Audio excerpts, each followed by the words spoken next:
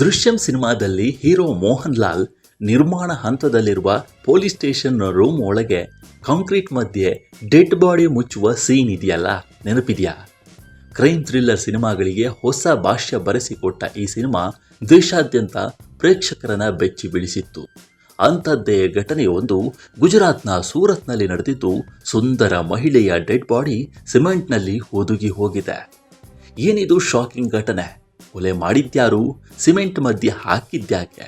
ಯಾರು ಆ ಮಹಿಳೆ? ಕಂಪ್ಲೀಟ್ ಸ್ಟೋರಿ ಇಲ್ಲಿದೆ ನೋಡಿ.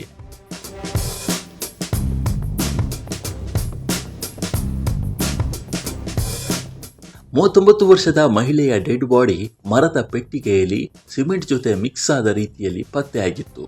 ನಾಪತ್ತೆ ಆಗಿದ್ದವಳು ಬರ್ತಾಳೆ ಅಂತ ಕಾಯುತ್ತಿದ್ದ ಕುಟುಂಬಕ್ಕೆ ಶಾಕ್ ಸಿಕ್ಕಿತ್ತು.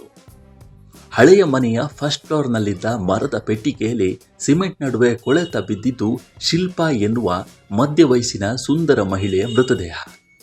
ಏಪ್ರಿಲ್ 20ರಂದು ವಿಶಾಲ್ ಸಾಲ್ವಿ ಅನ್ನುವ ಮಧ್ಯ ವಯಸ್ಕ ಪೊಲೀಸ್ ಠಾಣೆಗೆ ಬಂದಿದ್ರು. ಗಾಬರಿಯಲ್ಲಿ ತನ್ನ ಮಾವನ ಜೊತೆ ಪೊಲೀಸ್ ಸ್ಟೇಷನ್ಗೆ ಬಂದಾತ ಹೆಂಡತಿ ಕಾಣೆಯಾಗಿರೋದಾಗಿ ಕಂಪ್ಲೇಂಟ್ ಕೊಟ್ಟಿದ್ದ.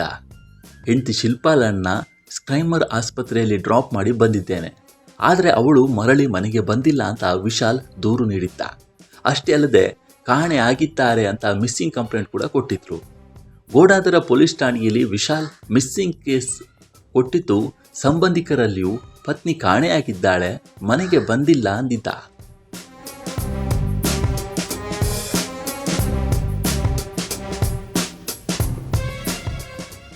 ಫುಡ್ ಹಾಗೂ ನ್ಯೂಟ್ರಿಷನ್ನಲ್ಲಿ MSc ಮಾಡಿದ ಶಿಲ್ಪಾ ಡಯಟಿಷಿಯನ್ ಆಗಿ ಕೆಲಸ ಮಾಡ್ತಿದ್ರು.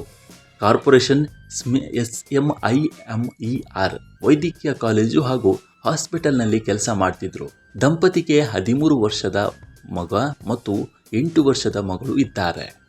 ಪತ್ನಿ ನಾಪತ್ತೆ ಆಗಿದ್ದಾಳೆ ಎಂದು ವಿಶಾಲ್ ದೂರು ಕೊಡಲು ಪೊಲೀಸ್ ಸ್ಟೇಷನ್ಗೆ ಬಂದಾಗ ಆತನ ಮಾವ ಅಂದರೆ ಶಿಲ್ಪಾ ಅವರ ತಂದೆಯೂ ಬಂದಿದ್ರು. ಶಿಲ್ಪಾ ತಂದೆ ಪ್ರದೀಪ್ ಕೋಸ್ತಾ ಅವರು ಪೊಲೀಸ್ ಜೊತೆ ಮಾತನಾಡಿ ಶಿಲ್ಪಾ ಹಾಗೂ ವಿಶಾಲ್ 2010ರಲ್ಲಿ ಮದುವೆ ಆಗಿದ್ದಾರೆ.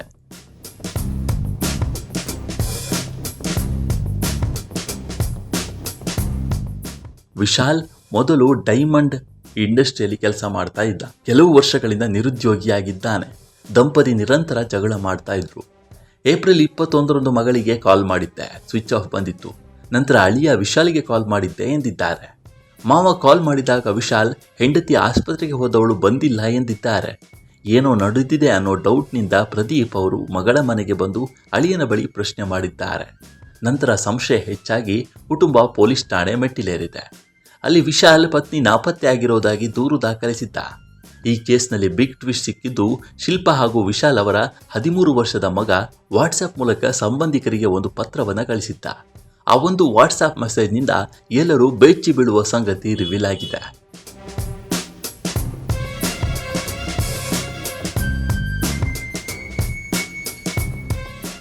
ಇದು ಶಿಲ್ಪಾ ಗಂಡ ವಿಶಾಲ್ ಬರೆದ ಪತ್ರ. ಇದರಲ್ಲಿ ಒಂದು ತಪ್ಪೊಪ್ಪಿಗೆ ಇತ್ತು. ಮದುವೆಯಾಗಿ ಆರಂಭದ ವರ್ಷಗಳು ತುಂಬಾನೇ ನೆಮ್ಮದಿಯಿಂದ ಕೂಡಿದ್ದವು.